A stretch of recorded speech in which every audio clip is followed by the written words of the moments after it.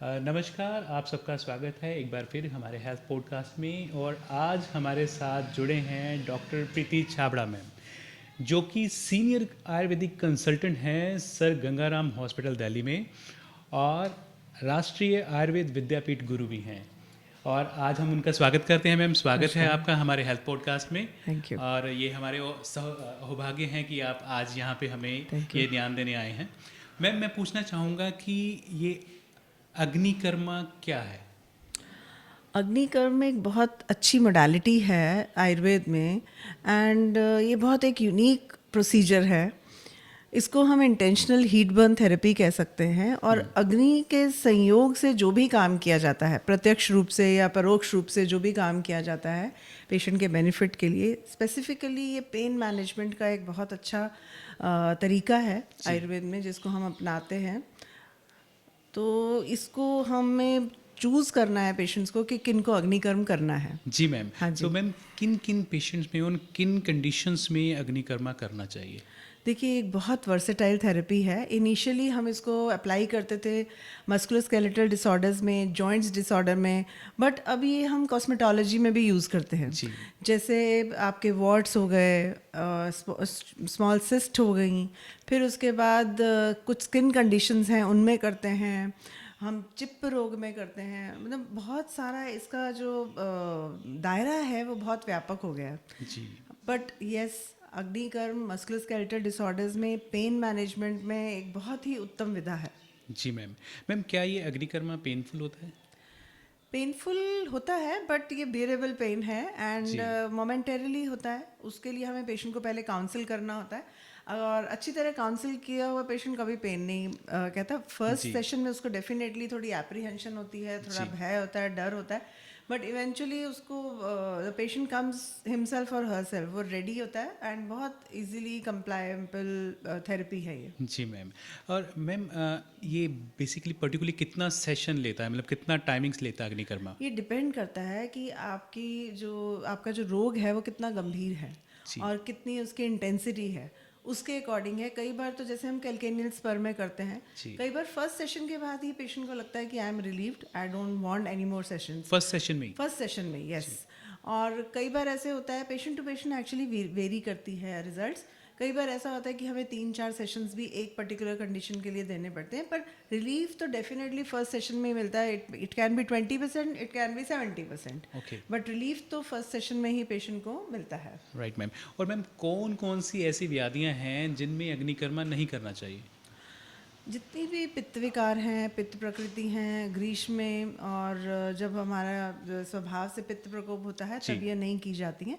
But आजकल air conditioning है जी। तो उन ऋतुओं में भी हम मतलब कर लेते सेम हैं। कंडीशन का हाँ, माहौल बनाकर हम हाँ उसमें कर सकते हैं, जी। करते जी। जी। ही हैं, कर सकते हैं, तो उसमें कोई ऐसा उपद्रव या कॉम्प्लिकेशन नहीं होती हैं। जी। और मैम, अगर मॉडर्न का कंसेप्ट देखते हैं और साथ में ये हमारे आयुर्वेद का अग्निकर्मा का कंसेप्ट देखते हैं, तो हम इन दोनों में से किस कंसेप्ट को ज़्यादा बेटर और ज़्यादा बेस्ट मानते हैं? देखिए, हर साइंस की अपनी कुछ स्ट्रेंथ्स होती हैं, कुछ जी। वीकनेस होती हैं। एलोपैथी की अपनी स्ट्रेंथ्स हैं, जी मैम। आयुर्वेद की अपनी स्ट्रेंथ्स हैं। अब जैसे मैंने अभी अभी एग्जांपल दिया कैल्केनियल स्पर का। एलोपैथी में हम लोग क्या करते हैं कि हम डायरेक्टली वहाँ पे स्टेरॉइड के इंजेक्शंस देते हैं जी। और उसका इफेक्ट शायद 2-3 महीने रहता है, फिर पेशेंट सेम लेवल पे आ एग्जैक्टली जाता है। But exactly. With agnikarma we have observe कि हमारे पेशेंट्स स्पेसिफिकली कैल्केनियल स्पर के, जैसे अब हमने उनको अग्निकर्म से रिलीफ दिया तो वो 2-3 साल 4 साल तक भी उनको दोबारा से रिअकरेंस नहीं होती है। जी। तो अग्निकर्म एक अपुनर्भव चिकित्सा है। पुनर्भव चिकित्सा। अपुनर्भव चिकित्सा है, इसलिए इसका जो डोमेन है पर्टिकुलर कंडीशंस में उसको हम नकार नहीं सकते। जी मैम। जी। और मैम, मैं इसी के साथ एक और भी आजकल थेरेपी चल रही है, that is called leech therapy. मेरे को जानना है कि ये लीच थेरेपी क्या है और किन किन डिजीज़ में ये बहुत अच्छा काम करती है? लीच थेरेपी अगेन एक बहुत यूनिक थेरेपी है जो आयुर्वेद में हम कई वर्षों से, कई हज़ारों वर्षों से इसका प्रयोग कर रहे हैं, पर आज की डेट में इसका प्रचलन बहुत अच्छा हो गया और इसके इफ़ेक्ट्स भी हम देखते हैं कि अनपैरेलल्ड इफ़ेक्ट्स हैं इसके। जी। तो बहुत सारी स्किन की कंडीशंस हैं जिसमें ये करते हैं। Varicose, non healing varicose ulcers हैं, एक्जिमेटिस डर्मेटाइटिस है, सोरियासिस है, फिर वेरिकोज वेन्स पर से में जो शोथ होता है, जो पीड़ा होती है उसके लिए। बट हम उसको और बहुत सारे अन्य जो डिजीज़ कंडीशंस हैं उसमें भी यूज़ करते हैं। जैसे हमने उसको यूज़ किया विद्रधि में, हमने उसको यूज़ किया ग्लूकोमा में, देन शिराशूल में, ग्लूकोमा में भी आप यूज़ करते हैं उसको? यस, ग्लूकोमा में अभी रिसेंटली हमने एक पेशेंट का वो किया जिसको सर्जरी एडवाइस थी जी मैम। एंड उनको हमने काउंसिल किया लीच थेरेपी के लिए and she is all much better. उनका पहले इंट्राओक्युलर प्रेशर था अराउंड 26, जी। now it is around 14. After 3 sessions of leech therapy she had been advised surgery, but अब वो स्पिनर सर्जरी के शी इज़ परफेक्टली ऑलराइट। इसको हम एलोपेशिया में यूज़ करते हैं, जो एलोपेशिया एरिएटा है, जिसको हम नेच है, व्यंग है, बहुत सारी स्किन कंडीशंस, एक्ने है, सिस्टिक एक्ने है, उसमें भी हम यूज़ करते हैं। तो बहुत सारी कंडीशंस हैं जिसमें हम लीच थेरेपी अप्लाई करते हैं विद अनपैरेलल रिजल्ट्स। मतलब इतने अच्छे रिजल्ट्स हैं कि हम लोग कई बार खुद ही देख के हैरान होते हैं कि ये कैसे इतना अच्छा। It is truly called the nature surgeon, जो सर्जरी भी नहीं और कई बार मेडिसिन भी नहीं कर पाती है, तो वो रिजल्ट्स हमने लीच थेरेपी से ऑब्जर्व किए हैं। आपने देखा एक छोटा सा जीव जो इतने अपने आप में इतनी सारी खूबसूरतियाँ अपने साथ रखता है कि आपको कॉस्मेटोलॉजिकली भी आपको काफ़ी सारी अच्छी चीज़ें देता है। मैम, क्या ये लीच थेरेपी भी बहुत पेनफुल होती है? लीच थेरेपी इनिशियली पेनफुल होती है for may be 5 minutes maximum. Pain भी नहीं होता, वो एक माइल्ड प्रिकिंग सेंसेशन होती है।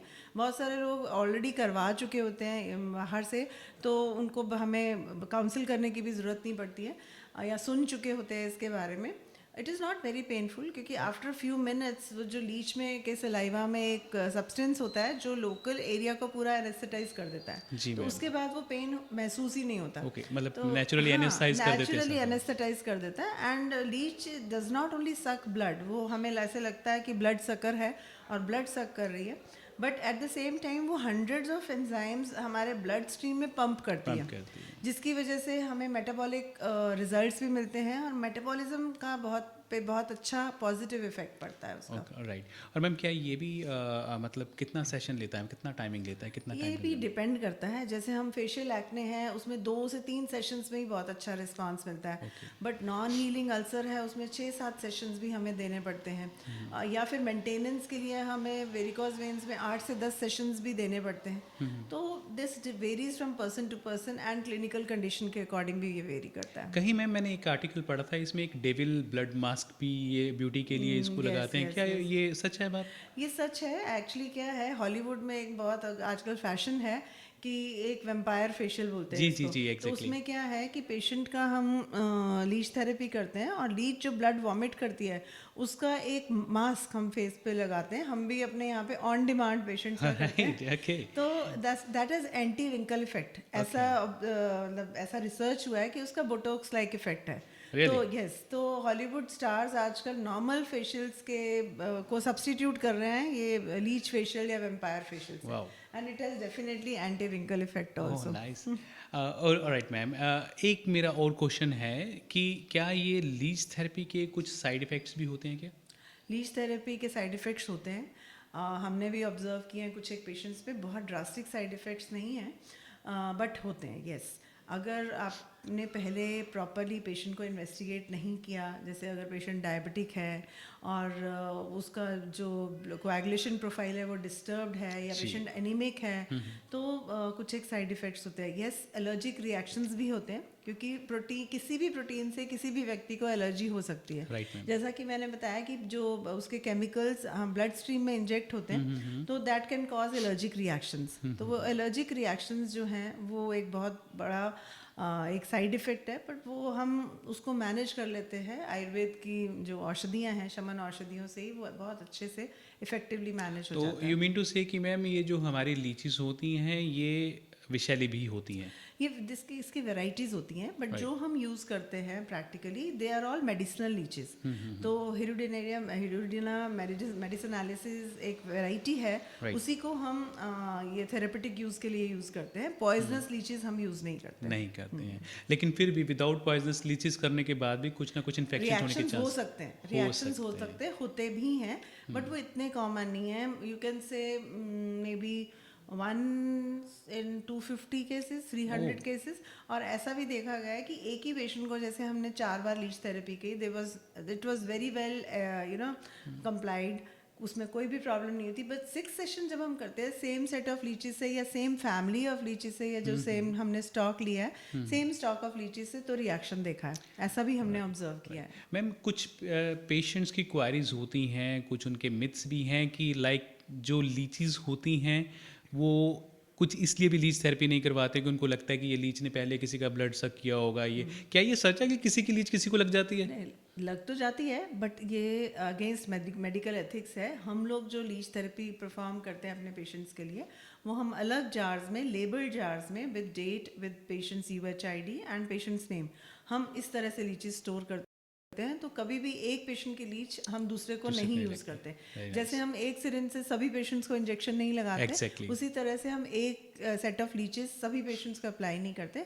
Each patient has its his और हर ओन सेट ऑफ लीचेस, जिसको हम आफ्टर 1 वीक 10 डेज रीयूज़ करते हैं सेम पेशेंट। Right ma'am. तो क्या मैम लीच की देखभाल में उनकी क्लींजिंग का या उनकी डिटॉक्सिफिकेशन का भी ध्यान रखा जाता है? ऑफ कोर्स वो तो करना ही है। बिफोर एवरी एप्लीकेशन हम जो लीचेस हैं, जो शास्त्रीय विधि से हम उनको शुद्ध शोधन करते हैं और उसके बाद ही अप्लाई करते हैं, जिससे कि side effects, complications, reactions, allergic reactions वो मिनिमल हों। वो तो ज़रूरी है, that is mandate. Right ma'am. और मैम मैं एक ये पूछना चाहूँगा कि हमारी जो ये अग्निकर्मा और लीच थेरेपी है, ये मॉडर्न थेरेपी से बेटर कैसे है? देखिए, जैसे मैंने कहा, हर साइंस की अपनी स्ट्रेंथ्स और वीकनेसेस होती हैं। Right. ऐसी चीज़ें हमने, ऐसे केसेस हमने देखे हैं कि जिनमें जो कहीं से भी ठीक नहीं हुए और पेशेंट्स इतनी बड़ी फाइल्स लेके हमारे पास आते हैं, उनको हम लीच थेरेपी से रिजल्ट्स दे पाते हैं।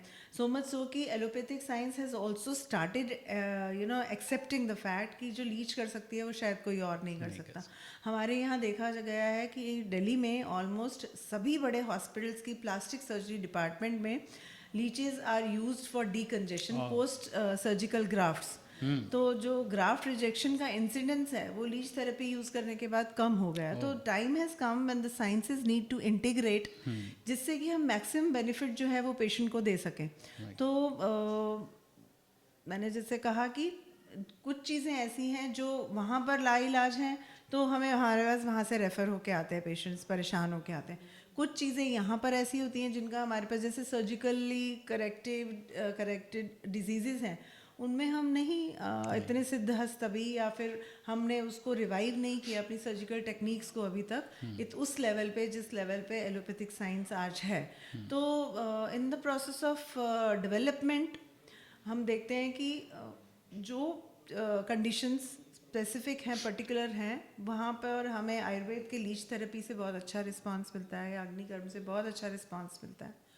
तो नॉन सर्जिकल मेथड से, जैसे हम देखते हैं लम्बैगोशियाटिक सिंड्रोम में गृध्रसी है या कटिवात है, उसमें विदाउट सर्जरी भी पेशेंट को हम एम्बुलेटरी कंडीशन में ले आते हैं विद द हेल्प ऑफ अग्निकर्म। तो it is all relative variable है। हाँ जी। तो देखा आप सबने, अग्निकर्मा और लीच थेरेपी बहुत सेफ हैं और बल्कि बहुत इफ़ेक्टिव भी हैं। अगर आप भी अग्निकर्मा और लीच थेरेपी के बारे में ज़्यादा जानना चाहते हैं या ये ट्रीटमेंट लेना चाहते हैं, तो आप कांटेक्ट कर सकते हैं डॉक्टर प्रीति छाबड़ा मैम से। एक बार फिर मैम स्टूडियो में आने के लिए बहुत बहुत धन्यवाद। धन्यवाद आपका, थैंक यू।